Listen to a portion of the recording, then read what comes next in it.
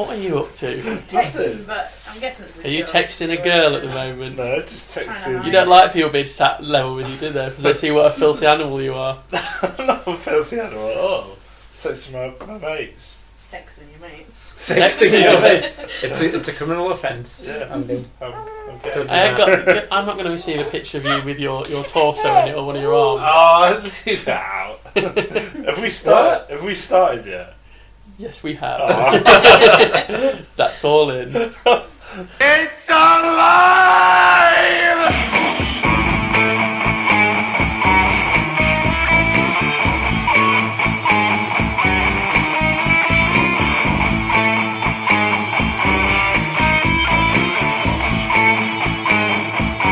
Let's show this prehistoric bitch how we do things downtown.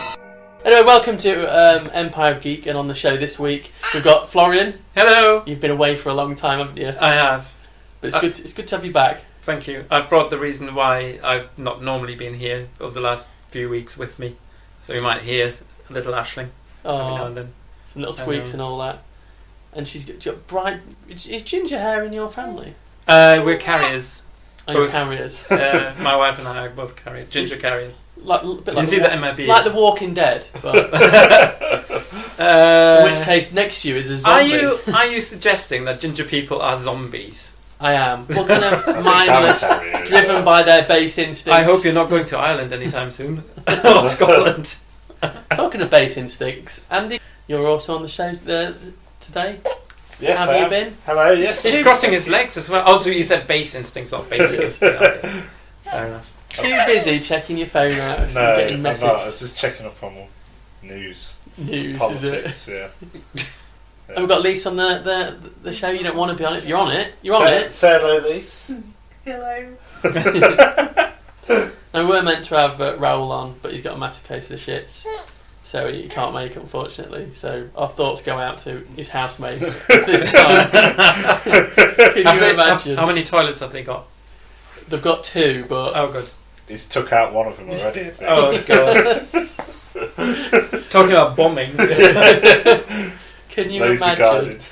And Paul's not with us tonight because he's a douche, and he saw me last week and he said to me, so when are we recording the next one? I went, oh well, I'm just sorting it all out. He says, well, I can't do Monday, I'm busy on Monday. So I says, how's about Sunday? And he went, no, can't do Sunday. Tuesday's good for me. I was like, you wanker. So we're doing it on Sunday. Teach him a bloody lesson. Yeah. So just before we started, then you were talking about Raoul not being here, and you were on about Paris. Because obviously the Paris sex. My sister was in Paris actually when it all went off. Oh, bloody hell.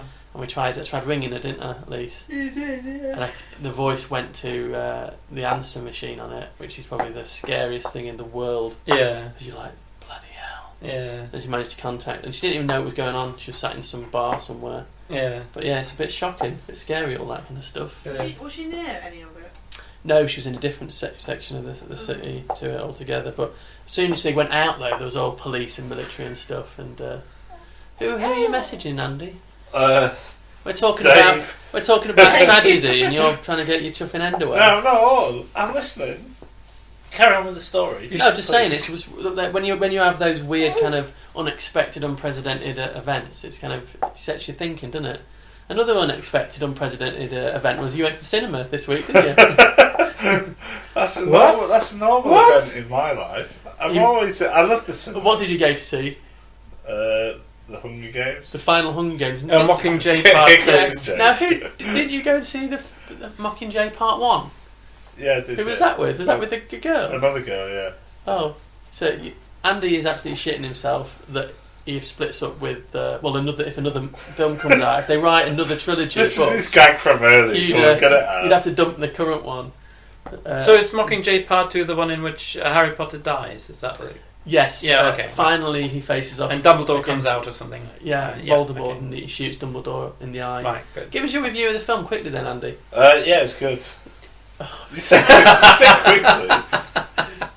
Is it worth seeing?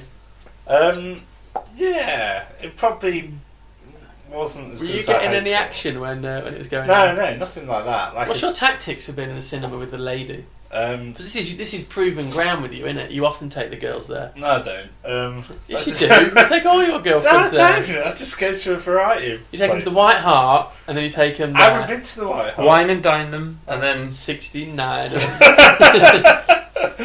popcorn and tackle them I haven't in the been cinema. Did you do the old hole in the popcorn? No, I'm a bit more of a sophisticated kind of guy. I see. So you cut the lining out your pocket and then poke through it. On a scale of predictability from, I don't know, 1 to 10, is Mockingjay Part 2, has it got a surprise ending, or is it predictable? Like most American films of that. I don't want to give too much away, obviously. Oh, that means there's some unpredictability in it. You don't want to give when she shoots coin with the arrow. Oh, what? What, like Lucky Luke? There you go, then. Oh, sorry if I just spoiled it. I I'll knew block that bit out. that was going Coin? to happen. In the... Is that a character or an actual coin? Yes, it's I the- knew when they set that up, I thought she's going to kill Coin. It's the leader of the leader of the resistance. All I could think was Orwell and Animal Farm at that point. You know, the revolution betrayed. Yeah, the leader of the resistance is going to become as bad, if not as bad, as the previous Yeah. bad guy. So in the How final moments, That's what you need to know. Katniss Can we makes a trot call. out some more cliches, like the revolution needs its children, etc., etc.? Yeah. But no, like I say, I just saw that coming when she was like, I'm going to take out Snow. And she was up for another Hunger Games. I thought, there's something going on here. There's no way. What the hell was that noise? Child. Oh, was it? I thought it was something on your face that did that. And Aisling, what have you been up to this week? Not pooping at the moment for 2 solid days, so you know. It's going to be a solid day when it eventually comes out, isn't it? And we're on a plane on Tuesday, so I'm not looking forward to that. That is a disaster way. So please, Aisling, squeeze one out. Brown snakes on a plane. Yeah. Which is odd, really, because Sam has done nothing but shit today. Oh, he's my son. got a bad belly, I think. Luckily, Oh, right. Lisa's took several for the team, and It she's was changed him. horrible. The smell, chunks like this big in it. Oh my God, it's Just the horrible. smell I can't get over. Like The smell is the worst, isn't it? this It's was that- like probably the worst smelling nappy he's ever done. Do you think this is on a par with what's happening with Rob's housemate at the moment? Rob stinks most of the time anyway. I've been in cars with him when he's decided to drop his guts and he's been healthy at that time. I can just imagine. Anyway, should we get on with the actual show then? Talking about, can I just say that talking about babies and talking about Rob, it's pretty interchangeable actually. Isn't it? He's like a giant It's toddler. He is. You can just imagine him in a giant nappy, couldn't you? Yeah. Which he probably has at home, to be Oh, I've seen that photo you exactly. sent me. I can imagine him if he went to one of these week-long hack things. If he's really getting into it, I can imagine he'd buy Adult diaper. some Pampers for Men or whatever they're called. But anyway, let's get on with the show. So the first thing is, now you, Florian and Andy, you might not want to join in this because you might not have seen it. Aisling has seen it clearly. I wanted to watch the YouTube thing on Screen Junkies, and that's how sad my life is. I didn't get around to watching a 5-minute introduction. What the fuck is Jessica Jones? There we are. Well, my I've Jessica plugged Jones. somebody else's video now. I should take that back. Beep all of that. I know we can plug other things because then if they hear it, I don't know. Yeah, if they fair will. enough. Screen Junkies is very good, to be fair. It might not be Screen Junkies now. If I got that wrong, I'll be good. Yeah. I think it is. Yeah. So Jessica Jones is from Marvel. It's the second TV show in the similar vein to Daredevil. It stars Kristen Ritter as Jessica Jones. We spoke on the show previously, well I did, about the basic plotline. Jessica Jones is a ex-superheroine who tried becoming a superhero. Things went really badly wrong for her, and she then became a private detective, and that's where the story starts. David Tennant's in it as the bad guy, who he's... we'll talk a bit about the show in a minute because me and Lisa watched it. And then you've also got Mike Coulter, who plays Luke Cage, who's also got superpowers, and he becomes, in the comic books, the boyfriend of Jessica Jones. I think he eventually will in this as well. So, Lise, did you like it? It did, yeah. It's feckin' ace, isn't it? Yeah, I want to finish this podcast and watch more. Quickly, so we can see more. It's very, very good. I thought there's no way it's going to be as good as Daredevil, but I'm sad to say it, but I probably like it a little bit more than Daredevil, and it might be because I enjoyed the world that Daredevil created. But Kristen Ritter's really good in it, and Jessica Jones she's something cool about her. She's got PTSD as well, because the bad guy, I've gone and forgotten his flaming name now, and I knew it before it even started. David Tennant's bad guy. He has the power of suggestion. So he can, if he tells you to do something, you do it. And he held her hostage for a long time, and she killed a woman. We just found out. I don't want to go into too much about it. So she suffers with this PTSD, but she got away from him, and you believe she escaped to begin with, but she didn't really. He got hit by a bus because of some accident that went on. So she only barely escaped from him the first time. And the first couple of episodes, because we're going to watch the first one, I mean, watching loads of them, builds up David Tennant's character so well. You don't actually see him for the first 3 episodes. You see bits of him, don't you? And he's genuinely menacing, like you see the end of his dong. You don't really see the end of his dong. No. But you just see bits of him. It builds him up, the feeling of kind of that she's got superpowers, and I cannot see how she's going to beat him. She obviously will. Yeah. But his power that he just talks to you and you do what he says is... He will kick her ass. I can't see how she's going to beat him. So it's just good. It's enjoyable. I just thought of something immensely beepable to say. So Go on, say it. I can still beep it. No, I know somebody else who's got that superpower of suggestion. What, he says stuff and you just do it? Well, not me personally, but just generally. Who is it? What? I can't say it. Oh. No, sorry. I am rubbish at lip reading. Okay. Yeah, I've really enjoyed it. She plays the part really well, and it's just been enjoyable. And I also like that the bad guy in the comic books is called the Purple Man. Kilgrave, his name is, and they're really clever in that. If you actually look at the picture I've got on the screen, you can't see this at home, obviously, because you listen to us on a podcast.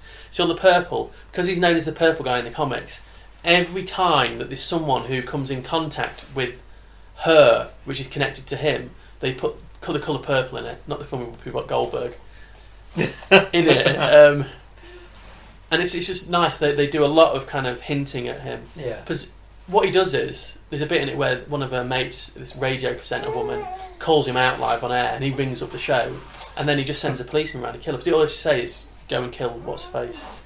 So, and there's another scene where Jessica Ennis almost gets him. And he just walks into this big luxurious house, and he says to them, "You're going to cook me dinner. I'm living here now." The kids, there's some kids there, and he goes, "Children should be seen, not heard. Go to the cupboard.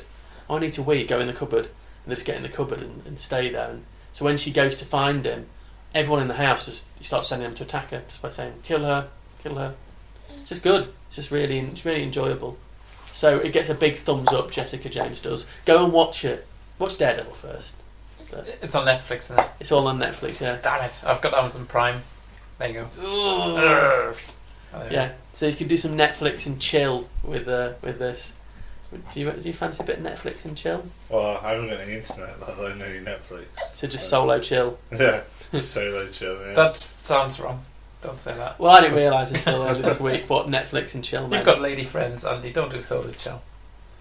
I think he does a lot of solo chilling. Quick dry. Life is just solo chilling on my own. Right, the next thing I want to talk about is, normally at the end of the show I talk about a convention of the week, but I want to talk about this at the beginning of the show because it's frigging cool. This is a thing called The Love of the Force. So it's you go to www.fortheloveoftheforce.com, and this is a celebration in Manchester at the Bowlers Exhibition Centre on the 4th and 6th of December, and it's 2 weeks before the new Star Wars film comes out. And they've normally got a convention, you expect to see a few famous people, don't you, sitting at a bench. Possibly, yeah. And there might be some comic books to buy. And It has been done. They have gone so much further. Now, this has been mentioned in the news. They've actually built a cantina, like from the first Star Wars. Oh, yeah. The Mos Eisley one. Yeah. And you can go in there and there's a dead burrito you can sit with.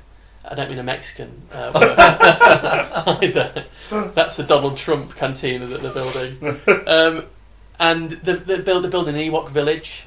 They're building Jabba's throne room. You actually have your photograph taken with yourself chained up in front of him because slavery is always cool. Do you have to wear the metal bikini? You don't have to, but all right. I'm tempted. You have. All right, okay. I'll have a little bit of a shave first. So I want to show you some of the stuff. It's got to chafe as well. But sometimes chafing's kind of good. Have you tried running without any underpants on or the lining of your things? No. and you just get one of your nuts on the middle. Is that just me? Like living dangerously? It's just you. Let's Your face. Kids in the room. She doesn't understand what chafing is. To be I'm fair, only joking. clinical memory doesn't set in with her until another year and a bit. So we'd say whatever we like now.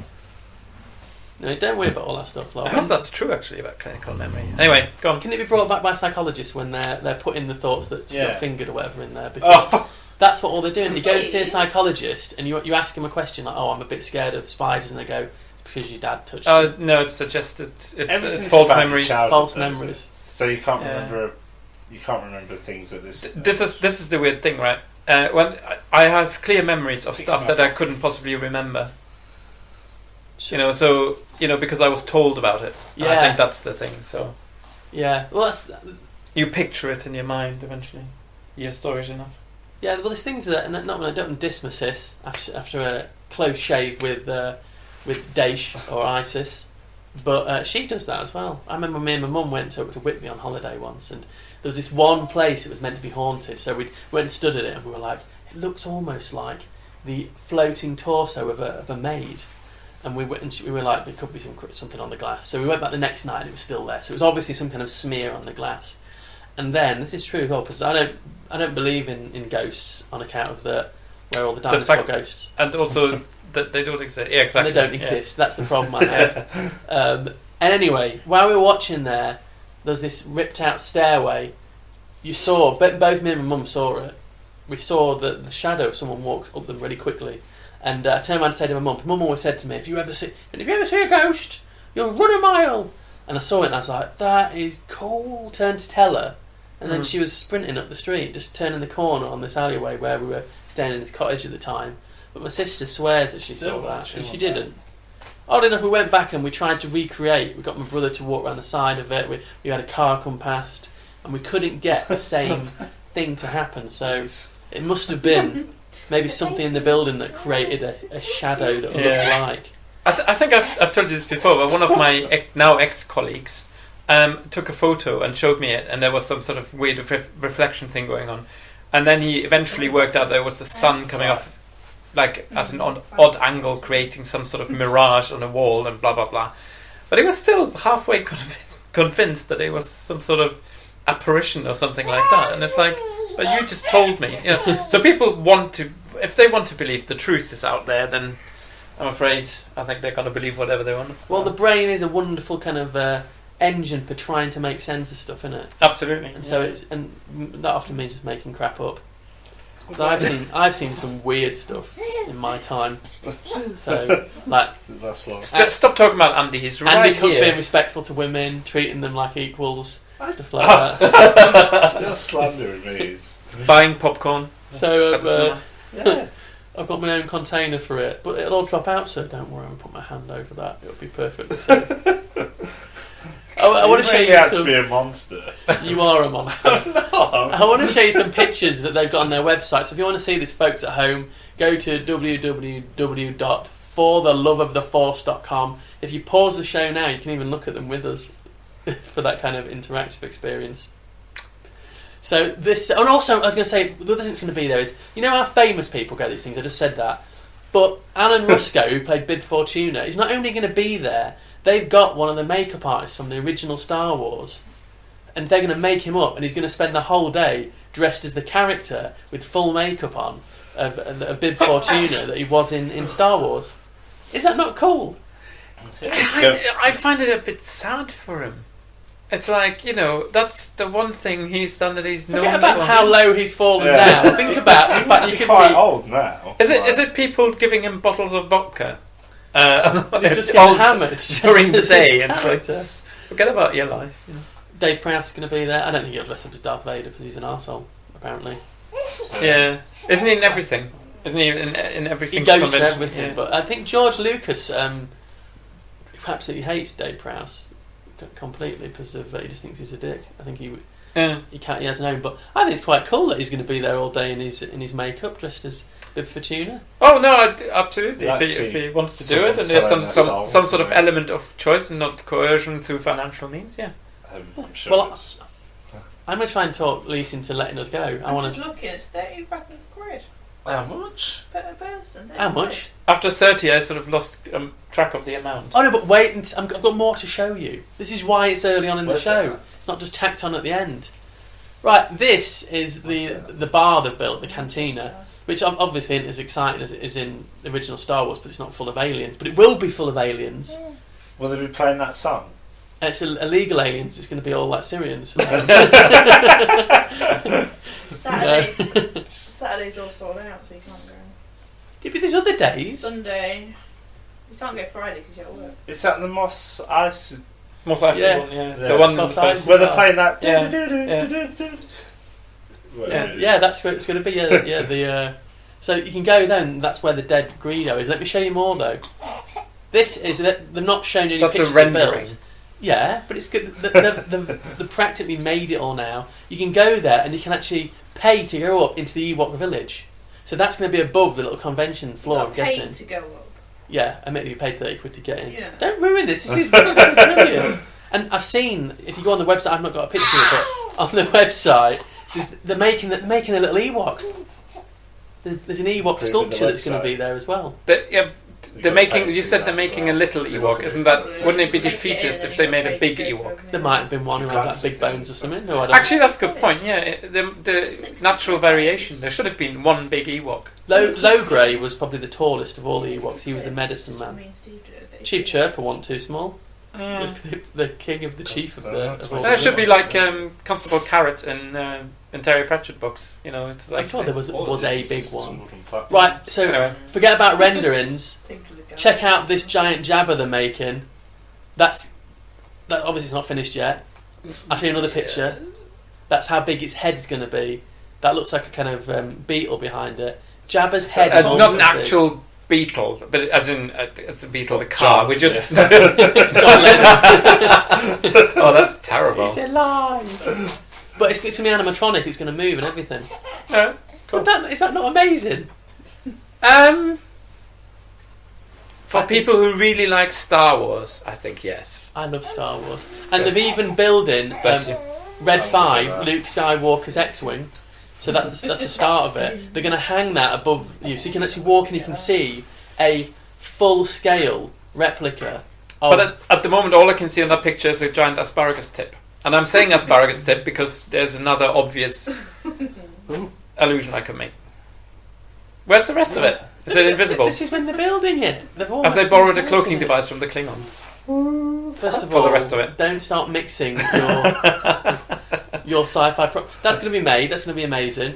They've almost finished this. I'll check This that. is Cool. going to be an ATST. Although, can I point out that that phaser shot or whatever that Yeah. should have been, that angle is quite difficult to achieve. What happens if you're an Yeah. Ewok who's stolen the gun of a stormtrooper? And you sit on the top and you just... No, he's flying. The Well, maybe the it's a flying nostril. device. Maybe Flying Ewok. Yeah. But if you they drop boulders on them, they had those big wings they flew on. Oh yeah, See, those Return hang of the gliders. Jedi, Yeah, yeah. I remember the hang gliders. Do you know they're not actually called Ewoks in the film. It's only the end No, credits. No one says the word Ewok in So who? Return of the Jedi. Where do they come? Just the end credits. It says Ewok. All right. They're originally all meant to have been Wookiees, but they couldn't afford enough to Wookiee suits. make Wookiee suits. They had to cut down the budget and cut down the They size did, of the that's true. actors. That's Oh, why. jeez. That's why you have Ewoks. So yeah. So that is. Are you not excited about that? No. Are you not entertained? No. That's going to have legs on it. That thing. All right, Maximus. Right. The next thing I want to talk about is I'm excited about that, listeners, and I want to go to it and try and talk. Lisa, you should let me go. Now I put this in because obviously you're a science man, Florian. Oh, I thought you were talking to Andy. I thought Sorry. so about me. I was like, yes, I am a man of science and reason. The only science that would concern you would probably be criminal science when they're trying to track down your victims. This is a story that I saw today. That's true, and he does sexting, so... It does. I was careful about DNA. You're happy, aren't you? Did you say DNA or D and A? DNA. Oh, right, good. I'm just saying. I'm just, wanting to be. I'm after some D&A. So this is from researchers at Linköping University, who they've managed to create an electric circuit using plants. So what they've done is in Sweden, they've wired up garden roses by putting this polymer into them that they suck up through into the stems. It goes into the leaves, and then it can take energy from the photosynthesis, and then they can power things with it. Is that not so exciting? That is very interesting. There's a problem I can probably see with this, is that they don't tell you how much it costs and how much power it makes. Photosynthesis itself is not a terribly efficient process. I'm waiting for the thunderbolt to strike me down, but it isn't, and so from that point of view, probably not on the order of microamps. I would have thought probably. So what it's going to be? But it's principal work, isn't it? It's fundamental. Exciting. So this is the lead author of this is a Professor Magnus Berggren, and he says that as far as we know, there was no previously published research results regarding electronics produced in plants. No one's done this before, which could be for a reason. But yeah, they managed to get this stuff inside it, and this polymer goes in, and then it reconfigures inside the plant, so that then it can actually draw the energy and then be used to create power from the plant. So imagine, she's excited about it. That's the excitement I wanted from the Star Wars thing. So just imagine if they could get this so that it could produce a reasonable amount. If every blade of grass in your lawn could supposedly generate some power. Yeah. You'd need a great big property though to power anything worthwhile. That is the problem with it, and I could see that there's not much you have power with it. I can just imagine it's a bit less, but it's exciting, isn't it? Yeah. You excited by it, Andy? Yeah, if it's actually real. Then well, I think it's real, but then anything could be a lie. But then the show would be rubbish if everything we said was like if it was real. But yeah, I think it is real. Yeah. I think it's real. So yeah, does that interest you then, Florian? Oh yeah. Do you like Definitely. me putting a science story in for you? Oh, thank you. Yeah. Shout Welcome out. back. Yeah. Right, the next one is, and I thought Rob was going to be because I was going to talk about Game of Thrones because none of you watch it, do you? No, but I did bizarrely read that the actor who plays Lovejoy in Lovejoy, Yeah, Blinken. Ian McShane. Yeah, he's coming back for a surprise appearance apparently. in Lovejoy. No, that would be excellent if they brought Lovejoy back. No, it wouldn't. No, he's appearing in Game of Thrones as Yes. Lovejoy. He starts that's selling off ironic. sells off a castle. No, and it's stuff not like ironic. What is it? Now, Ian McShane, he's not been in it before. He's going to be in it, and this is why it's interesting for me, and this will be for the listeners, and Aisling as well. Is it Aisling? Aisling. Because I've pronounced it two different ways already. That's The all right. Hound, who was a major character in it, he was with Arya Stark. He seemingly died a series or two ago. In the books, there's a character who is spotted on this island, who's a gravedigger, who a lot of the fans of the books have said could be the Hound. And Ian McShane is going to be in it. He's going to be in one episode, apparently. And he's going to play this gruff old warrior who now has turned to a life of religion. And in the book, the guy who kind of looks after this gravedigger, who could be the Hound, is described as a religious man who used to be a warrior. So it could be that Lovejoy, Ian McShane's coming back to reintroduce the Hound. Which, Right. if you watch the show, you'd has be like... Lovejoy in Game of Thrones any sort of sidekicks like Tinker or? Well, he's not been in it before, but I imagine he could do. He lives in a windmill. Oh, So, that's was that Jonathan Jonathan Quick? Yeah. Why did Lovejoy? I'm sure Lovejoy lived in a windmill in the first episode. Oh, and it maybe. got blown up. Well, he's constantly sniffing around that lady. Posh lady, Yeah. Lady Stark. Lady Stark. So Tony Stark after sex up. I don't know. Also, apparently Sean Bean has been seen. Stop heckling me. There you go. My Christmas plan. Sean Bean has been seen filming some battle scenes. Now he got locked at the end of the first season, so they may be filming some flashbacks with him. It's traditional, isn't it? Could be Sean the Bean's scene. got to die in like the first 15 minutes of a film or the first season of any series. But this will be a flashback back to an important scene where you may discover Jon Snow's real parentage, if it's the Tower of Joy from the books. So that's interesting. And the other thing is Bastard versus Bastard. We're having a quiz show face-off between Rob and Andy next week. Oh, So, it's on. I have been doing some Amiga homework. Well, not really. I just said that because one of my topics is bastard versus bastard. Because Jon Snow, evil. Kit Harington, it's the worst kept secret in sci-fi and fantasy. Kit Harington has been seen on set. Jon Snow's not dead, and he's in Stark armour. He's going to face off against Ramsay Snow. So that's a bit of Ramsay Bolton. In Stark armour, so Iron Man. No, not Iron Oh. Man. It would be a completely different TV show if he started jetting around blowing. It could only improve it, and I say that from a position of never having seen it. So there's some of the spoilers, which, if only Rob was here, See? would have been met with more Anything joy. I say can't possibly be a spoiler. So that's the advantage. Well, I did kind of want to spoil some things there, right. but I wanted an amazement. Like if Raoul was here, Rob, it'd be like, "Oh, really?" And then he'd chat a bit about it and insult gypsies and stuff. Here's a picture, which you can find on the internet, listeners. And this here's a shows- picture. What it shows is... I haven't seen a picture before. This is a picture. I'm going to describe the picture if you give me a goddamn chance. I did miss you before you actually turned up. Right, Lise, you watch Game of Thrones, don't you? Not really. Can you recognise those three people? They're three women. Three women. It doesn't help that two... What? Is it the Two of dragon them- lady in the middle? Yeah. That's Daenerys Targaryen, yes. But two of them have their backs to you, so... One of in the middle's Daenerys. Do you recognise them from behind? Oh yeah.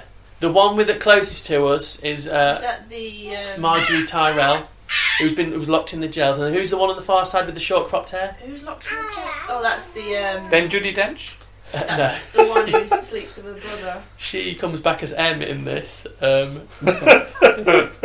That's Cersei Lannister. Yes. Now, why is this? Why is the fact that you've got Cersei and Daenerys in a scene together interesting, Lise? If you know, we watched this together. For God's sake. You may be asking the wrong question. Why is it interesting is a different question to how is it significant? How's it significant? I don't know because we put it on, you watch it, and I don't tend to really. Daenerys wants to conquer Westeros, doesn't she? I can't follow it. The last time we saw her, she was in the marine fighting pits. She took off on a dragon and she landed and got surrounded by the horse The only people. thing I remember from the last Like, one is trippy. that one with the short hair walking naked in the streets and getting the shit thrown at her. Yeah, you like that, That's didn't all you? I remember. I don't remember anything else. This means Daenerys is most likely in Westeros. Who's Daenerys? Is that the blonde one? Oh my word. Yes, she's the dragon, mother of dragons. Did you watch Game of Thrones?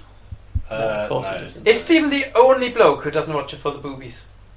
Yeah, actually, it's like reading Playboy magazine articles. Well, aren't Playboy going to get rid of the boobs in it now? They're going to have no more naked sheets, apparently. Oh, right. So that may be a lie to help promote it, but surely no one will buy Playboy now. No, I watch it because I enjoy the storyline and it's exciting.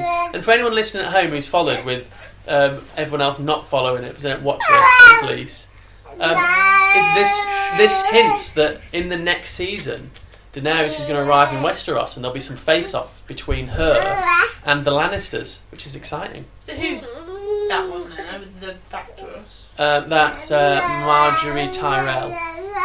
Who's that then? She is the one who was married to Is she Tommen, now married the king, yeah. Yeah, I know you know. Yeah. So what do you think about Ashley? And now she goes silent. Right, the next one is... This is an article which I've entitled, Does anyone other than Vin Diesel give a shit about this? Just for a minute I thought you were going to put a cushion on that child, Florian. No. I'm trying to make her comfortable. So she's very tired. Just go to sleep. Pretty much. So it's been announced this week that by Vin Diesel on his Instagram that there's going to be a fourth Riddick movie and there's also going to be a TV show based in the world of Riddick. Are you all excited for this? Yeah, I am. I think that's the answer there. Yeah. That's just a sigh. Who wants more Riddick films? I know, like, the first one was okay, but, like... Pitch Black was happy, wasn't it? Pitch Black was alright, No. but, like, I never really got into the others. Do you know what I like about Vin Diesel is that he keeps coming out with going, guess what, guys? new Riddick film, and it's almost I imagine him stood there and he's expecting everyone to go, "Oh yeah!" He likes to franchise it, doesn't he, Vin Diesel? Oh yeah, he does. But That's outrageous. Fast and Furious is not a franchise. It's only done 8 movies, Yeah. there's going to be 3 more now to finish it off. and the order is like spin-offs 1, as well. 2, 4, 5, 3, 6. Have you watched any of it? It strikes me as the kind of film you would watch, Andy. You have watched, haven't you? No, I've only watched the first one, and then it was like... I remember watching the second one thinking, this is just ridiculous. No, not like the first one. Oh, it took you a long time to come to that. It's just cartoony. Like, let's hit a bridge and fly hundreds of feet in the air, and everyone's okay. After- you know, it was after a the- bit Dukes of Hazzard. The first Fast and Furious I actually watched, and it's probably the only one I watched like completely with like paying attention to it, was Tokyo Drift, and I completely misunderstood the entire franchise. Because Tokyo Drift is like nothing like the other 7. Yeah, it's very different. So If you haven't watched full it, of seen whiny Tokyo teenagers, whereas the other films are full of whiny adults. Tokyo Drift starts off with him racing against some kind of frat boy and his girlfriend, and then I've seen yeah, that. and then he ends up going. They meets Han, and then Han gets killed at the end of it, doesn't he?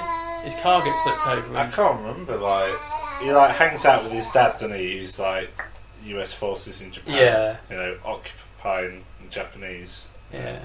But and then I don't know. Just hangs out with like he goes to some like Japanese school, but he looks really too old to be there. And he doesn't speak any Japanese. That was Dr. Gleason there saying he doesn't speak any Japan. I thought I he stays any rudely- longer. It'd be rudely turning interrupted in the Japanese. middle of a word. He doesn't speak any Japan. You know what that's about, don't you? That song, Is it? Turn Japanese. It's about wanking. Yeah, that's Yeah. It's weird if you actually listen to the lyrics to it. I know. Yeah. I want a Picture picture view of you inside. from the inside as well. Yeah. So, the film is going to be called Furia, and apparently there's going to be a 4th and a 5th film, which no one's asked for apart from Vin Diesel. Oh, is the working title The Fast and the Furia? That's what the 5th one will be. It's like a crossover. You know, I would not put it past him if he didn't do a crossover so he could appear in his own film twice.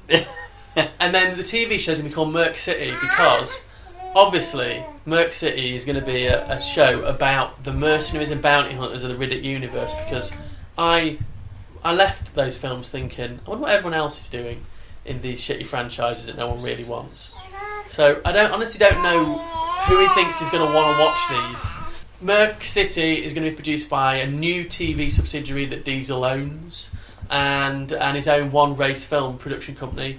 And the new film, Furia, will probably be about the backstory of Riddick's people. So he was a Furian, who were this super kind of group of warriors. They mentioned that in Riddick, the film. So, yeah. So you excited for that? Oh yeah. Yeah, I'm pumped. Yeah. Can you stop texting your host for 1 minute? I'm not. I'm just checking the news. No, you were message. I'm checking the situation in Belgium. A load of bollocks. I am. There's a major raid going on. Why are you hiding it from everyone else then? Because I don't want to traumatise you with the troubles of the world right now. You know. I don't know. Well, the next one I talk about is a documentary that's going to be released very soon called Future Shock, and it's the story of 2000 AD, which is very apt for this podcast, seeing as we're all about British stuff. And 2000 AD is, as far as British comic goes, it's one of the great ones. So this is going to be released on December the 4th, and it's the story of how 2000 AD, which started off as a kind of cash-in on the Star Wars films, so it started in 1977 when the first Star Wars film came out, then went on to kind of develop its own look and feel, and was the launching pad for lots of UK stars, people like Brian Boland and stuff like John Wagner, who then went on to America. And there's a trailer out now that mentions that there'd be no Vertigo, which is a DC Comics printing kind of label. A lot of the 2000 AD artists end up working on that as well. So very influential. Would you ever be asked to watch a documentary about comic books? I don't think it's for everyone. I know I would. Oh no, absolutely, yeah. No, I mean, it depends who makes the documentary. If it's like a fan or a super fan, and they're just basically kissing ass. Yeah, kissing ass. Then that might be a bit dull. But if it's like, if they have a few, it's always fun. okay, this is my definition of fun. But I think it's always fun to have like also an academic viewing angle, in things like that. Simply because it's unexpected, and people think that academics never like look at things like that. And I think it would be quite nice to see, and it might be quite interesting for the people who are 2000 AD to actually see that academics take account of movements like that. Yeah. So I'm hoping it's like a proper documentary, not just an homage to that, and where they you want to hear the stories behind the scenes. And, exactly. So I got a book. This was years ago now. It was called Judge Dredd: The Mega History, and it told you the story of how Carlos Esquerras and John Wagner came up with Judge Dredd and the lead up to it, and it had all about how a lot of the artists who started off in 2000 AD were working on these war comics, and it charted the ultra-violent type of comics which came out around about that time, and then there was a bit of a crackdown on them, and then they went into the 2000 AD and how how they changed stuff and what they introduced and some of the problems they faced. It was really interesting. It was a really good book. Still out there if anyone wants to buy it, I'm sure. I mean, the aspect I like about Dredd is that it introduces people to a little bit of political philosophy without them actually potentially realize, when you're young and maybe not so interested in politics, but it's the whole problem of having judge, jury, executioner in one person or in one institution. And I think that's really an interesting topic and an interesting angle that they picked up. Isn't he, Judge Dredd? Oh, absolutely, and yet he's the hero or anti-hero of the book. So there's, as with all things like that, I think you can take out of it whatever you want, but I'm sure there are some NRA guys who at this point go, Judge Dredd, our hero, and they completely misunderstand the point of Judge Dredd. Oh, maybe I am wrong, and it's completely. But it depends who's writing it. There are some where it is Judge Dredd goes in, fights bad guys, wins. Yeah, there's some other very good ones. Like there's one called America. You can buy it in a graphic novel, and it's all about freedoms and civil liberties. And there's also, I remember reading one where you felt sorry for the people he was actually busting, because he was, people were getting these massive, locked away for years and all that. Oh yeah, very minor things. My first sort of impression of Judge Dredd, and this is like years ago, and probably in a German translation, my childhood. But it's like somebody parking somewhere illegally and getting a leg shot off or something like that. There was just this ultra violence and at the same time over the top punishment for relatively minor infringements. Yeah. Which is obviously quite upsetting when you first sort of come across that. But it stimulates thought, and that's, my God, that's a new angle for a lot of people these days. But no, love Judge Dredd. Did you used to read it? Do you ever remember a character called Judge Giant? He was this black character. Oh, I did. I didn't have access to it regularly. My brother had some comics, and I sort of read his ones.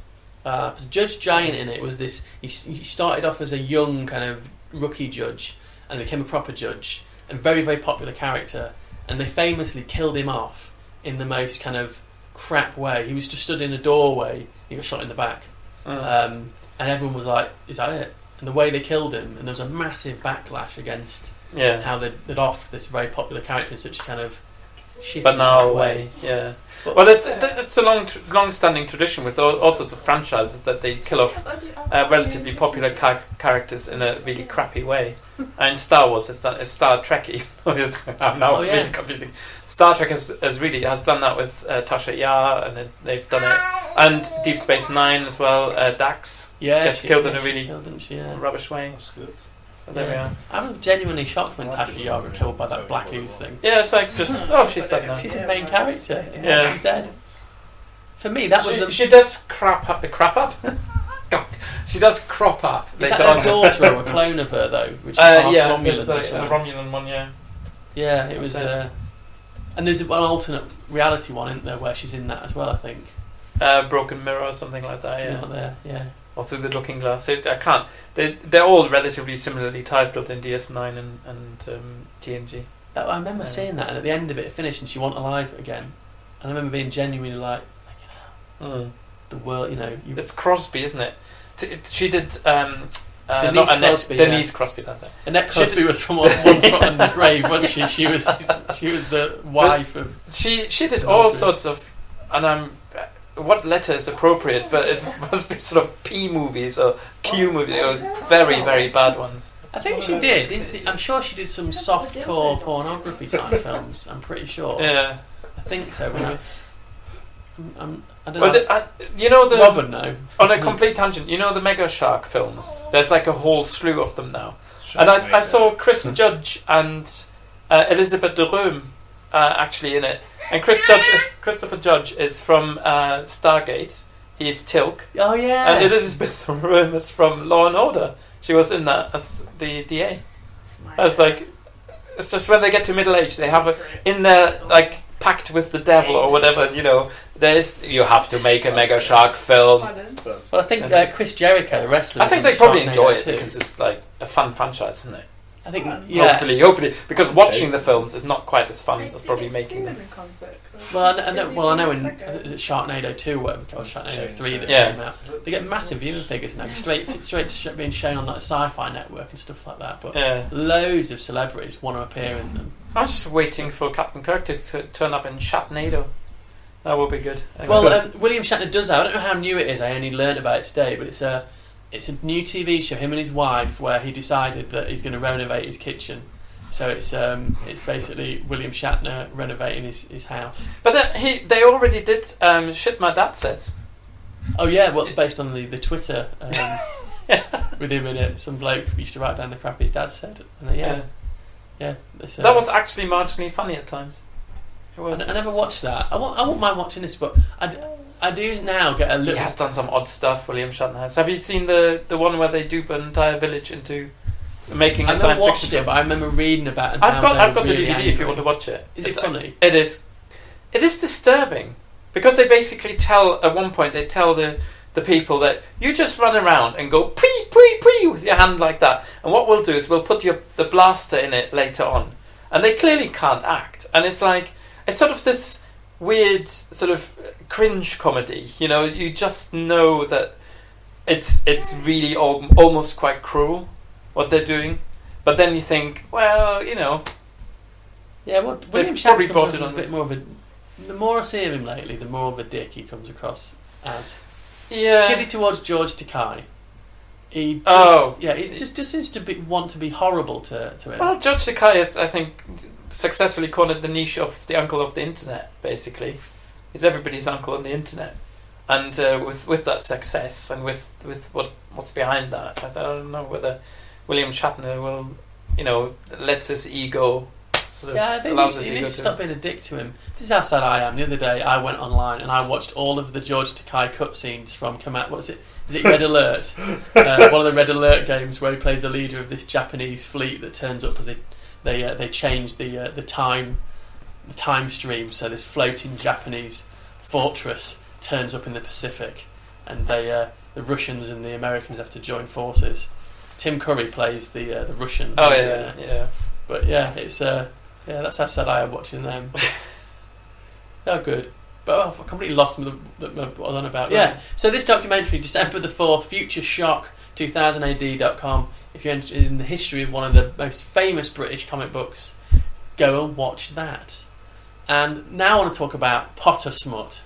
This is is that like Ghosts' alternative working title at the time? A little bit. It could be, couldn't it? We'll have that one scene. We know that'll sell well with Patrick Swayze, and they will build a film around that.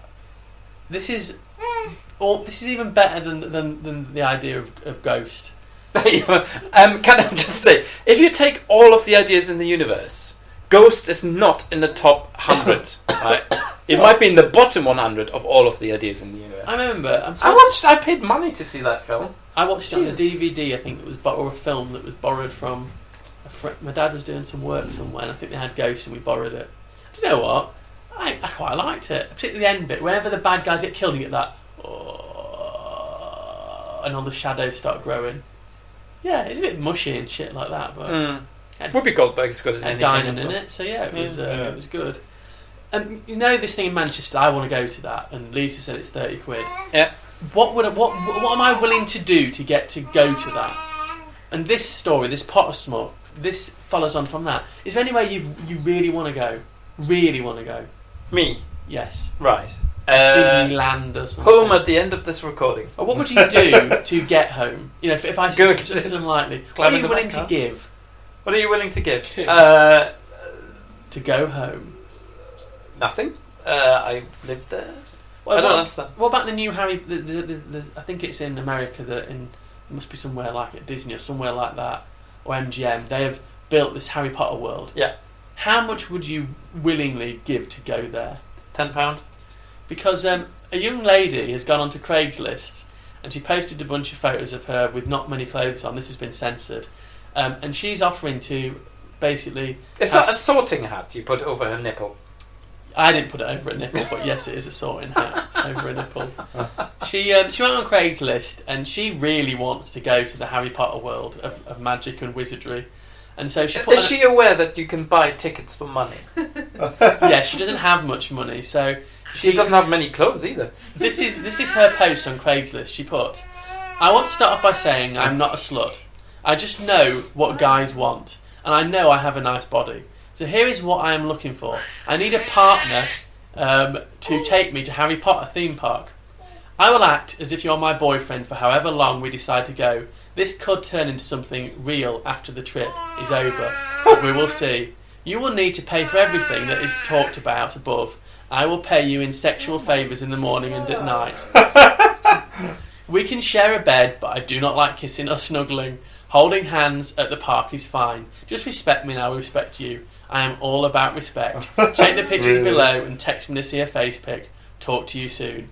So she's offering the full girlfriend kind of experience if you will take her to Harry Potter, the Harry Potter theme park in America.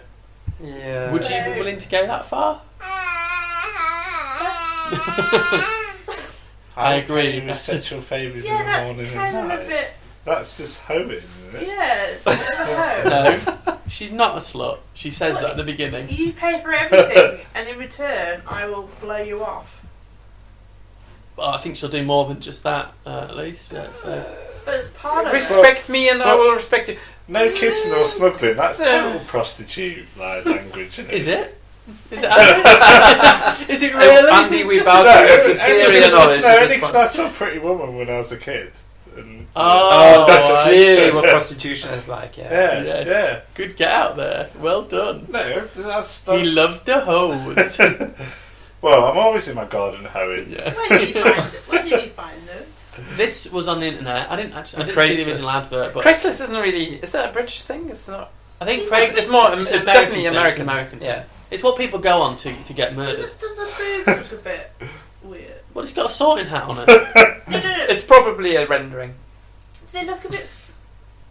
There were other Inflation. pictures, but I They didn't. go Yeah. upwards, don't they? Yeah. Well, maybe I don't know. Anti-gravity. Mine just. And their face isn't in it, which sort of... No, it suggests to me, send $50 to Nigeria to receive $9 million in return. So you mean, could this be a fake where people send cash and then she never turns up? Yeah, Yes. of course. Yeah. Or is she genuine? She has a Slytherin scarf there. Yeah, I don't. I- What kind of girl would do that? A hoe. I mean, how broke must you be? Surely you can. You don't have to be that well off to get. She's to morally that point. bankrupt. Hey. Yeah. Yeah, but if she you know, if you really want to go, if you're a big Harry If Potter you really fan, want to go, you're gonna. This ranks along the lines of emails that start off with Why didn't dearest. she save up and go? well, maybe she's in a rush to go Get there. a side job or something. In a rush to go, but not enough. No. Just wants a It's- sugar daddy. No, This it's, isn't about respecting them. She wants to be Yeah. respected. Yeah. You're not gonna get respect. check the pictures below and text me to see a face pic. Yeah, there were loads To more see pictures. a face, but but not necessarily my face. when I put this together, I thought that Rob was coming, and so I thought I won't put more pictures on there because he gets weird, doesn't he, when there's any sexy pictures of anything He around. goes very quiet. Stop sweating. Yeah. Yeah, and he sweats. Starts fiddling with himself. He does. And He he's does, and wandering he's on. like his lips starts quivering a bit, doesn't it? and then his tongue. Oh, moves maybe as well, it's doesn't maybe it? it is aimed at Rob's. of the rules. Well, The rules of this probably world. want to know more. Probably exactly. Craigslist, you say? What Rob does is he publicly would be like, he'd be like, it's disgusting, isn't it? What I know. Where He's the biggest was it? hypocrite Where was I've it? ever come across. And then he'd be on his phone, he'd be like, Siri, sex for Potter World. Send me a face pic. Love Rob. Because Rob is a swine for even he talks about the fact that times are hard with the old cash, but that he will go out and buy 30 quid's worth of Bottles of bottles wine. of wine. 50 odd quid, wasn't it? Oh, no. 50 quid's worth of flowers. Flowers? That's ridiculous. We won't have to speak about that when he's on the show, but now he's not here, we can talk about all the stuff he's been doing. Let's just hope doesn't listen. His girlfriend, yes. Although they were on a break. break. They were on a break. A at the time. hiatus, weren't they? Yes. It wasn't really a break, was it? It was just a don't speak to me. Alright, why doesn't Andy just go through the thing? So if listens to it. Oh, it's not Andy. Lisa, I wanted to leave that out of it. While you were away, Right. we had a friend of Lisa's on. I'm going to have to bleep some of this. And Lisa's friend got married at the start of the year to a really nice guy. Yeah. Genuinely, probably one of the nicest men in the world, and has a very nice beard like you. And she then decided, this was in January they got married, she then decided that she didn't want to be married anymore in around about, what time was that? June? 6 months The later. same year. And then she just dicked him off. And then she went from being like, oh, I don't want to be with you, to fucking being completely against him. And there was a brief dalliance with Andy. Nothing really happened. They snuck off to the park. Oh, I once. remember. Yeah, you running from her house, something like that, wasn't it? Yeah, run off. Oh, yeah. Yeah, he ran away. Yeah, was lying to do. So all that happened. And anyway, And that was it. her I boyfriend. never did anything. Her boyfriend listened to the show because she put it on her Facebook and all that, and so now he's under the illusion that something's going on with Andy and her. In fact, I think he thinks that you might have been part of the breakup of their relationship, which Yeah. isn't true at all. Yeah. Didn't she make the slight judgment error that she said she was actually after Andy? She She was sort of interested on that kind of thing was before they married were. now, so Yeah. she really liked Andy, but letting Andy know that as soon as a girl lets him know that she likes him, he loses all interest. That's don't you? not true. You like the chase, don't you? No, You prefer women who don't like you and are fighting. That's what you told me before. You know, there's fighting. we could play word association games that chase, yes. hunt, stalk, Kidnap, chloroform, ban. Yeah, so he listened to the show, and then it caused, obviously we didn't want that because he's a nice guy. So I don't know if he still listens to the show. If he does, Yeah, just Sorry set the about record straight on me. That's all. yeah, nothing actually really happened with you. Yeah, so call the hitman off. Yes, but he's a nice guy, and he's the kind of person. I actually thought at one time actually bringing him on the show because he's a proper geek and he's a decent guy, but he probably won't come on now that he thinks Andy's ruined his life. But you didn't. That's the point. You didn't That's what ruin I was his trying to life. say. It wasn't Right. you. I was going to say, that's why I'm so vocal. I've been tarred as someone who's done something, but I haven't actually ever done anything. So. Ever. Ever in his life. Ever. Yeah. No, Andy is a cad and a bounder. I suspect, but in this case, he's situation, absolutely yeah. innocent. Yeah. What Andy does, if anyone wants to know, is he You don't have to analyse. he has a few drinkies, and then he arranges meets up with girls, and then the following morning regrets it, and then does the old, what a gentleman does, and then ignores them, don't you? I And don't he thinks do that that. if I when I get a new messages popped up on WhatsApp, and I was going to open it, it looks like that I've never seen it. That's basically the game he plays. He does it to us as well because we know that he's constantly on his phone all the time. I'm not. He'll say like, if you ever want to come around for Sunday dinner, just message me. So we'll message him Sunday dinner this week, and he'll be like, yeah, maybe, yeah, should be okay. And then we'll message him again. He'll not read it for days. It's just because I don't look at my phone. You're a liar. I offered to cook for you Always tonight. Yeah, after you knew we already had I plans. didn't know that. You are a shit. I didn't know But this is one situation where he is not guilty. He did nothing wrong, and even though I'm going to bleep names and all that to protect the innocent, Good man. he is innocent in this particular I one. might be a shambles of a man. But you're a good man. Right, which leads us on to Ultimo Geek this week. Oh. And as I said before the show to you chaps, that to make it a bit more exciting and a bit fruity, we're going to bring the element of chance into this. So we have 3 different categories. One is called science, which obviously favours you, Florian, being a doctor. So if we do get that one and you balls it up, you're going to look. Don't bad. hype me up. Yeah, exactly. We've also got books and stuff and general geekery. No. So I'm going to give it a spin. Andy, which one do you want? Which one do you think you stand the best chance on? Is it science? Yeah, I think you're actually right. Yeah. Yeah, no, science. I know, obviously, Florian's a doctor. A pseudo doctor. So basically, you're pinning your hopes on Florian's number one. A doctor of science and a doctor of love. Yeah. I hope it's not general geek because I know nothing about the military. Yeah. So. It's not military geekery. It's general. Even capitalise that. General geek I'm tempted to give Andy bonus points ready for not making the joke you just made. So we're going to give the wheel of geek a spin. Even makes a noise. And it's... Wow. It's science! Are you ready for this? No. I bet it's all going to be biology. I let Aisling pick all my answers. I know a bit about biology. No, I mean, it's not. It's about. It's actually all physics questions. But this is basics. Oh, brilliant! This is basics physics questions. Now, where have I put the flame in? Where have I put it? Here we go. Physics for dummies, I've called it. Let's just put that on. So play along at home. So if I don't win this because I'm not a dummy, that's going to be my excuse. Well, before you turned up, the original rules were going to be that if Andy didn't get more than 5 right, Lisa gets to throw an orange at his bollocks. So that would you have done it? Yeah. Oh, yeah. Damn! I know. Lisa's got it in for my bollocks. You have to be a good shot there, because as we all know, because you're riddled with steroids. They are tiny knackers. I'm not at all. This is running. It's true, though, isn't it? I'm a nature boy. You are not the nature boy, Andy Flair. So this is physics for dummies. Play along at home. 10 questions. Who do you think is more stressed though on this one? Because this is, as it's your number one subject. Yeah, I'm quite calm. I'm in a sort of. I know a lot about dummies. Yes, and so does Aisling. Actually, she's an expert on it. So question number 1: if an object is in motion, what kind of energy does it possess?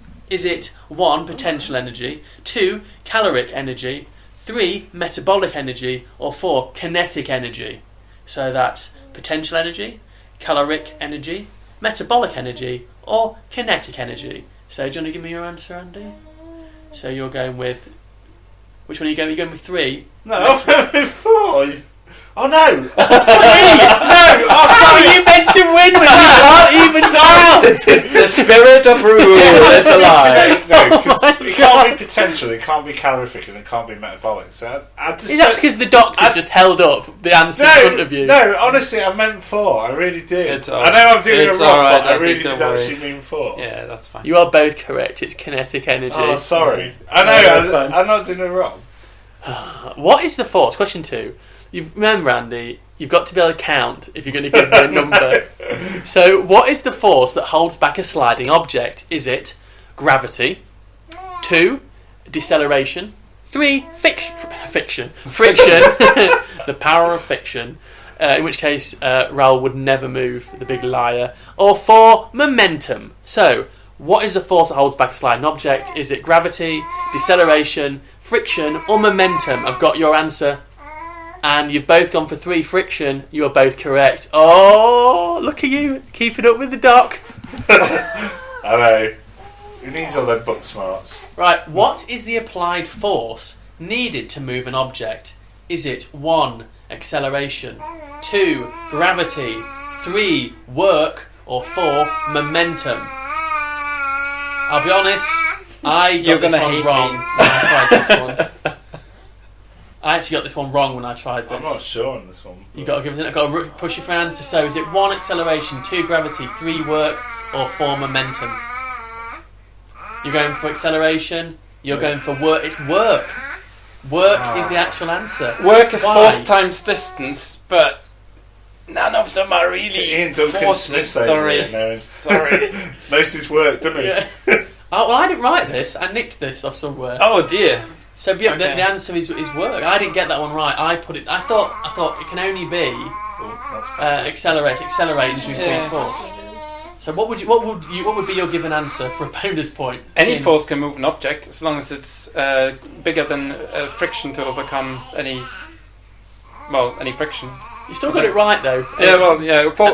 Reason work is force times distance, so. Next one is, so you're winning, it's 3 points to 2, and the next question is, what property causes a moving object to continue moving? Is it 1, velocity, 2, speed?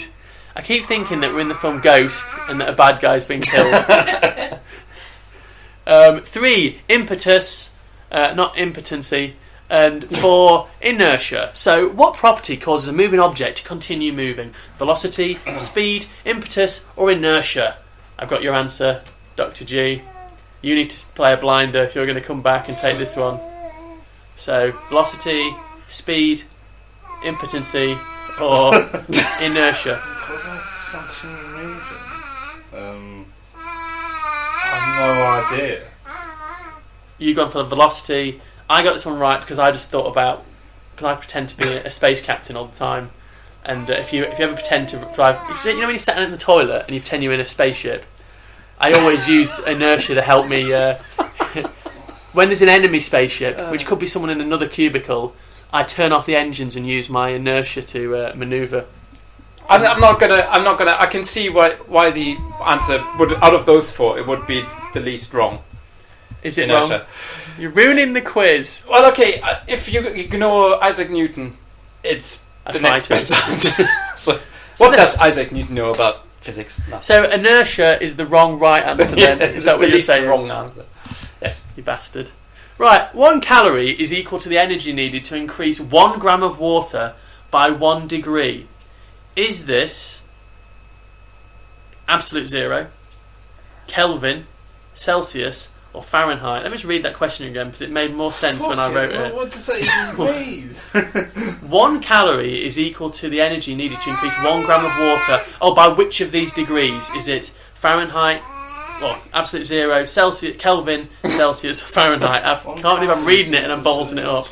So, is it absolute zero, Kelvin, Celsius, or Fahrenheit? Do you know the book Fahrenheit 9/11? 351, is it? Or something like that? And it's supposed to be the flashpoint of paper, and it isn't. That's really annoying. So 1 calorie is equal to the energy needed to increase 1 gram of water by 1 degree. I can see I'm going to have an argument in a minute. And what do you think it is? Okay, it could be 1 calorie or 4.12 joules. Why would absolute zero be? I don't know, I didn't write this, I stole it. Because they needed a forced option. I'll just go for. You're going for Kelvin. Because I'm not early. You went for Kelvin too. Well, actually, on the quiz I nicked from, it said it was Celsius. Kelvin is on an absolute scale, and Celsius and Kelvin are pretty much the same thing, except Celsius is. So Kelvin and Celsius would both be alright. Yeah, but actually, specific heat capacities are always given with Kelvin as a unit. So I'm going to give you a. It doesn't really matter. It doesn't really matter since we're both either right or wrong. So it doesn't actually change the score. So well, no, but I actually you've given such a good argument now. Even though the answer on the paper on the computer I nicked it from was Celsius. Yeah, it's 4.12 for water in joules, and that's really what we should be using. It's probably an American who's written this. It is an American, I think. Yeah, let's dismiss it. Yeah, the whole quiz. The whole quiz. Everyone wins. Yay! America loses. So yeah, I'll give you both a point for that then, because even though it wasn't on the bit of paper, you've argued well. And Lord Kelvin was British, so. At what temperature Fahrenheit does water boil? And this is this normal, and don't give me you on a mountain or any of that shit. This is at normal kind of pressure. One atmosphere pressure. Yeah. 198. You're in the same boat as I am. If So you is don't it know Fahrenheit. 198, 235. I got this one right. 212 or 204. So at what Fahrenheit does water boil? 198, 235, 212, or 204? and you are not allowed to alter the question or give me some clever answer to win this one. So I need your answer, Andy. It's going to be a big number. 198, 235, 212, 204. And the answer is Florian got it right with 212. I got it right, just a guess. I did a quick calculation in my head, but roughly. How can you compete with I know, that? yeah. Do you wish we were doing the initial D quiz again? Yeah. Next one I would is... have sucked on that. Force is measured by what unit of measure? Is it degrees, newtons, joules, or calories? Now I got this one right because an idiot when I was at school stole a meter which measured this, and I spragged on him, got him in trouble. So you got your answer, and you're both correct. It's newtons. I thought you were just swearing at Stephen. I was just joining in. I just wanted to do it subtly. Degrees is not even a unit for anything. Who developed the original idea of atoms? Was it Sir Isaac Newton, Niels Bohr, Albert Einstein, It was Democritus, but that's... or Copernicus? So was it Newton, Bohr, Einstein, or Copernicus? Oh, there's so many right answers or here. someone else so many that wrong Florian's answers. going to add in now. We're Democritus never doing was a the science ancient- quiz ever again. Democritus was actually the ancient Greek person, right? Then you get somebody called Dalton. Well, if the ancient Greeks had thought of atoms, then Yeah. So we're by surely process of elimination. Copernicus. Then. Right, if you're an American, who would you believe? So the answer is Niels Bohr, but now we Niels. Niels. Yeah. It doesn't matter because he didn't do it because he pointed out someone else found it centuries before. But out of those, the least wrong answer, I would say. I'm never doing a quiz again where the least wrong answer. Right, next one then. So which of these is the least wrong answer? Is it which particles are found in the nucleus of an atom? Is it positrons, like Mr. Data's? I know you're going to fucking argue that. No. This one is fine. Protons? This one is fine. Electrons or photons? So which particles are found in the nucleus of an atom? Positrons, protons, electrons, or photons? Electrons, so they orbit the nucleus. Yeah. What being found in the... Florian's already got it correct. I'm quite happy that he's not going to ruin... No, this is fine. I don't actually know. I just know it's not electrons because I know they go around the nucleus. But I don't know. That's good. That deserves a point. But I don't Well, know. no, think if you know that, then you know what's inside. They circle around. So what's inside an atom? Yeah, the electrons, and what are the other two things that you... Was it protons? No. Yeah, protons. Yeah, let's go with that. And the correct answer is protons. Density is, and I'm going to read you 4 statements. I'm sure one of they're all going to be wrong. No. Oh, there's good. There's the right one. So density is, number 1, volume multiplied by weight. Number 2, surface divided by volume. Number 3... Right. Number 3 was a child screaming. Number 3, weight multiplied by surface. Or number 4, mass divided by volume. So density is volume multiplied by weight, surface divided by volume, weight multiplied by surface, or mass divided by volume.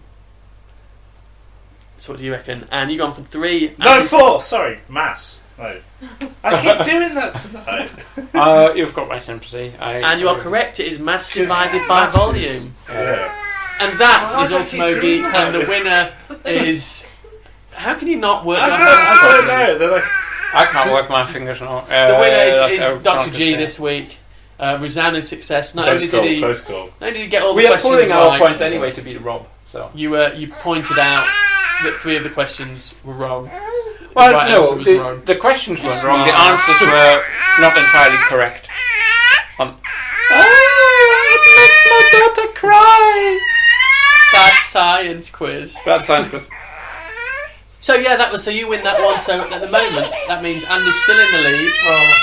Oh, Sorry, she's really tired. it's not that sad that Andy's in the lead. Well, that's going to round off the show now because I do the comic book thing because no one else is interested in it on my own. That's harsh.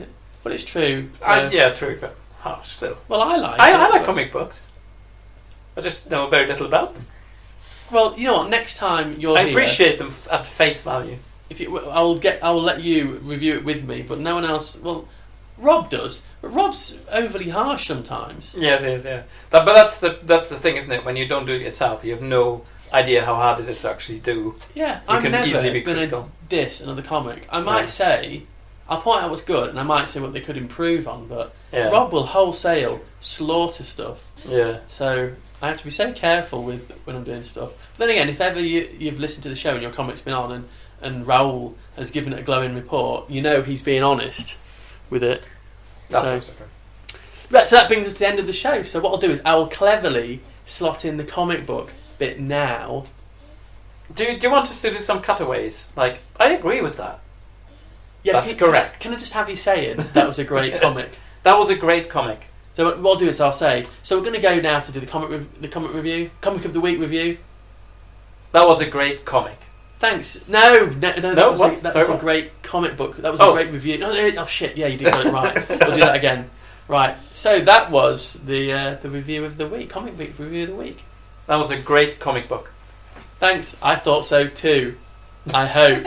Andy, did you like it? I really liked it. Which was your favourite bit? All of it. Yes.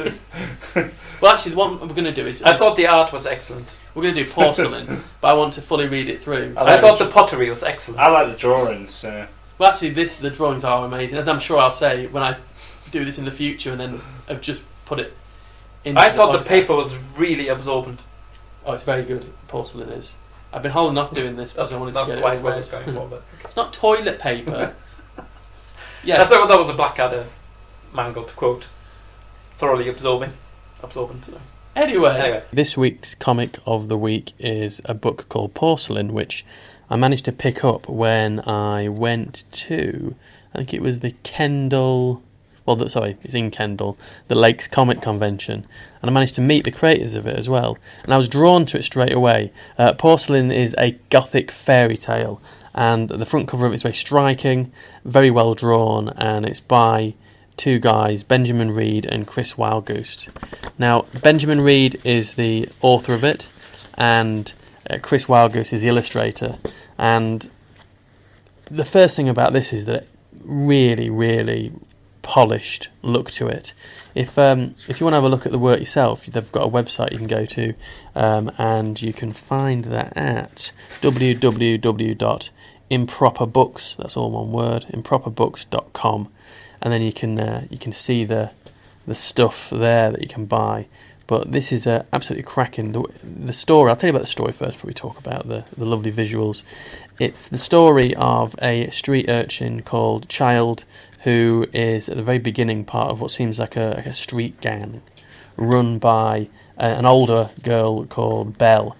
And she's dared to climb over this wall into this area where supposedly a wizard lives, and she does it, and just as she climbs over the wall, the street gang are seemingly captured by the police, with some threats made to hang them, which I won't give it away, but that plays quite an important role later in the story. Anyway, she ends up on the other side of the wall, and almost straight away she is bared down on by these two giant porcelain hounds made of porcelain. They are seemingly about to attack her when a large, enigmatic, bearded stranger stops them, and he introduces himself to her. And at first, Child pretends that she is lost and that she's looking for some party at a great house similar to the one which she is in the grounds of. And the large, bearded man invites her in, and he gives her some cakes, and they begin to get to know each other. And she meets his porcelain servants.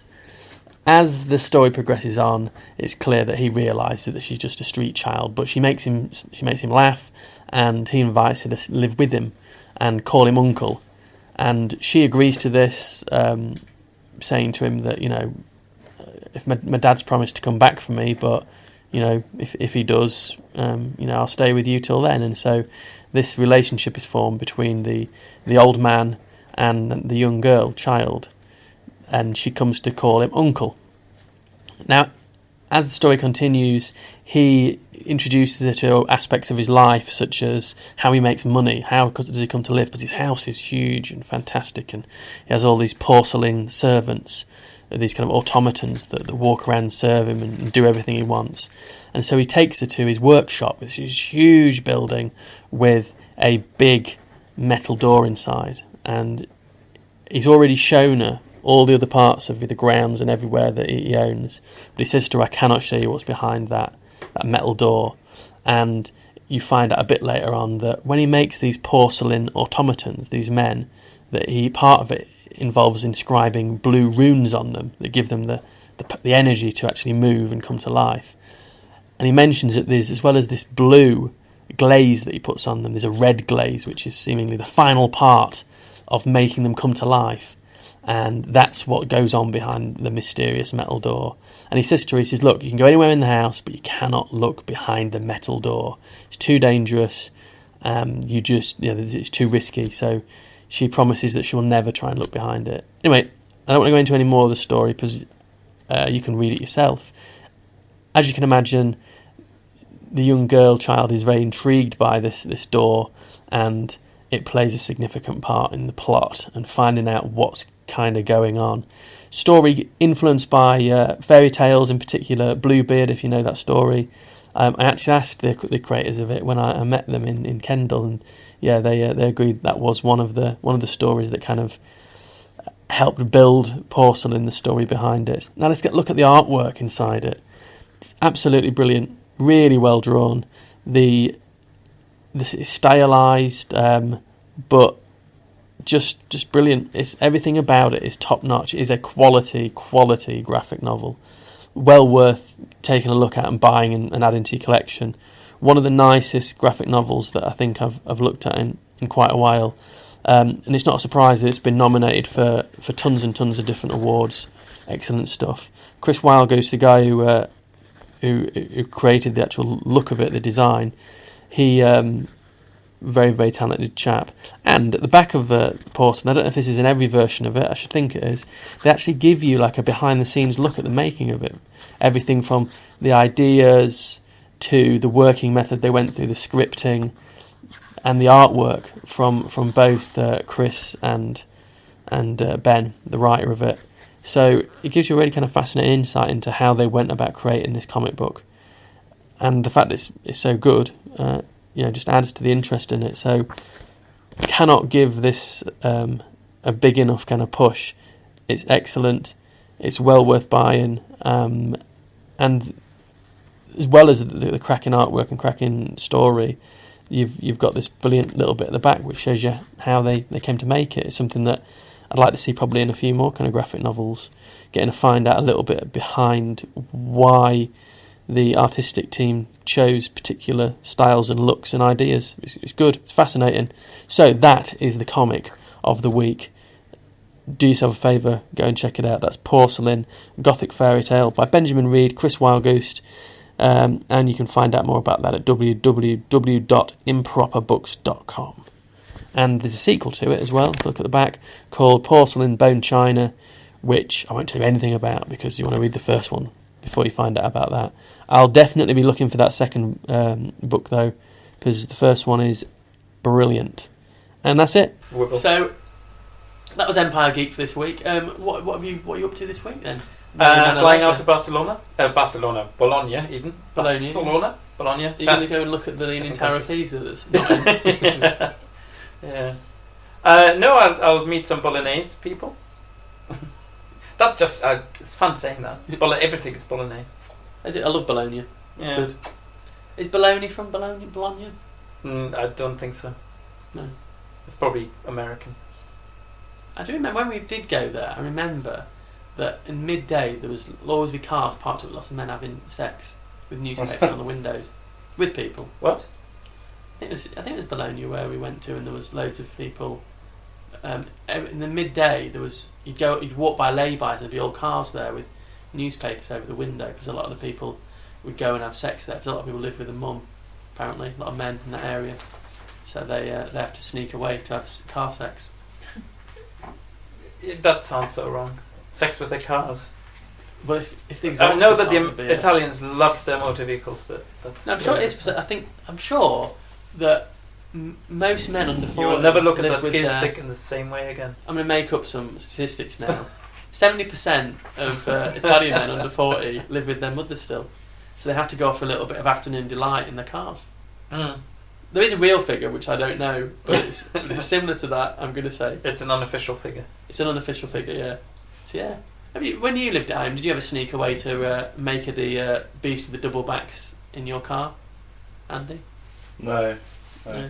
I do know you snuck away to do some smooching on a park bench, though. Oh God, in my case, I would have been really, really sad because my first car I got in my 30s. In fact, when I was 30, that would have been really, really sad. How about that when I started to drive? When did I start to drive? You passed this test. Was it before you two met? No, I just met him. It was this. I remember having my nan's funeral on the day you passed your test. So it was about 6 years. 6 years ago in June, I think. Yeah, I've not been driving all that long. Yeah. But what I did pass my theory test with full marks twice. Why did you do it twice? Because I left it so long that I had to take it again. Oh, right, yeah. But I also made no errors on mine. I loved the theory test. You know what saved my practical driving test was that there were a load of people who did it before me. There were like half a dozen in total, and there was one examiner there, probably going to be for, I don't know, 4 or 5 hours or something like that. And they all failed, and I was like number 5, and he wanted to pass somebody. Yeah. And I made a huge, gigantic error before when I started, and he basically said, "Shall we start again?" And that was fine, yeah. And that was the only error I made. But if you reverse off the woman, and she survives, we can start again. No, it was lane change without indicating. Jeez Louise. Yeah. Yeah, I am fully sure that they work to a quota system. The amount of people. Well, I think he was just fed up, to be honest. Well, to tell you why I think it's a quota system, and this is not me interested in anyone listening, unless you live in Lincoln and aware of where the driving test centre used to be and is now. But the old driving school test centre, I'm going to make you listen to it, listeners, used to be up in town, and it was... The place it was quite a busy area. It was quite tough to get to. The roads were a lot harder to drive around there. They moved it to the new test centre, which is on an industrial estate where there's no one around hardly. So most of your test in the new place, you're not around other people. It's just quiet roads. But yet the test rate has not changed one bit, despite the fact that it's easier roads to drive. Presumably they drive away from there and take a route. Oh yeah, but whereas it was before, you would be in the centre of town and kind of... Maybe people are a bit more careful. Because I'm coming here for lunch. Well, surely it would mean that people are less careful now if the pass rate has not gone up and they're driving in an easier area. Or what everybody suggests, and particularly the current government, is that people are actually getting more stupider as time goes on. People are getting... So, they don't deserve anything. No, they're just... We only ever had them on Christmas. Anyway, I cannot believe that we're still recording and you're talking. Oh, sorry, I thought we'd ended. Anyway, should we all say goodbye then? And I don't say goodbye then. Auf Wiedersehen. Yeah. That's living alright. So it's goodbye from me, Steve. Goodbye. Goodbye from Florian. Auf Wiedersehen. Goodbye from Andy. Adieu. Have you got some snaking to do this week? No snaking. Because you got your house back now, haven't you? Oh, yeah. Can we talk about your house on the show now? What's to talk about? Andy moved a woman and then she wouldn't leave. Oh, That's She didn't live with you now. You knew about that, didn't you? No. Oh, wait a minute. Can I take back the goodbyes then? Andy met a girl, and Andy never likes to commit to stuff, so he decided that because he met a girl that he quite liked, that he would actually go for the full-on commitment and he would move her into his house. She moved in, they quickly fell out because Andy's a shit. Only let her take 7-minute showers. She told me you used to turn the power off. Joke. You used to turn the power off, so they fell out, and then she refused to move out. So he was stuck living with this woman for how long? Months, wasn't it? Yeah. And she wouldn't leave your house. That's been And then there was a D notice on me talking about it on the show. But now she's gone, we can talk about it. Yeah, it's nice to have my house back, definitely. I'm really loving that. Did you change the locks? No, it's not. Oh, rookie error. Well, I said nothing's gone missing. I bet she's back and living in the loft. Oh, you might find additions to your property. Well, she did leave. She left it stuff there, didn't she? That she didn't want anymore. Like Anyway, Andy. So that's a nice. Andy. I've been wanting to talk about your lodger situation, your unwanted lodger situation for months. Say good weekend. We'll talk about it more on another show, shall we? That's my kind of Anyway, so we'll catch you all next time. So Bye. Bye. Bye. Bye. We've already gone.